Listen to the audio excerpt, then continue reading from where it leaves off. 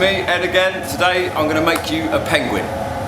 So, we're going to gather some glass from the furnace using the long steel rods. They're resting up there in the chimney so they're nice and hot at the end. If they're not hot, the glass won't stick. Dip it in, turn it round, and you'll gather out a blob of molten glass. Then we're going to take it over to the powdered glass colour. I'm rolling it in some white powder first, that sticks straight on. And then the other side in the black. And I always say it's a bit like having a ball of hot toffee and rolling it in icing sugar. It's all the same stuff and it all sticks together and becomes one thing. Now what I'm doing is called marvering, because this table is called a marver. Rolling it backwards and forwards at different angles, applying pressure to get a very basic penguin-y shape. A bullet essentially, so they're nice and streamlined for swimming. There we go. And already the glass will have got pretty hard. So now that is the core of the penguin. Now I'm going to dip it back in the hot glass. We're going to get a layer of clear glass all over the top of that.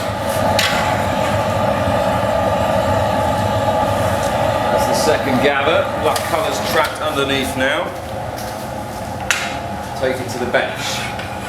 First thing I'm going to use is wet newspaper, just to shape the glass again to a very basic penguin-y shape. There we go. Now we can start with the features. So we use gravity a lot of glass making. Let it hang down, flip them over and grab a little beak. We use the big tweezers, poke a couple of eyes in there. And then we need flippers, tail feathers and a couple of feet. He's a bit short, I'm going to hang him upside down. That's going to make him taller. While he's hanging out, I'm going to push his wings up. And then finally, we need to get this penguin into a nice warm oven. So I'm going to use these tools, they're called jacks, and we're going to divide the glass and make a very narrow joint. So I can break it off right there. Anything left on the iron is going into a bucket of cold water. We don't want the penguin in the cold water. A bit more cup down. If I give it a tap, you'll hear it.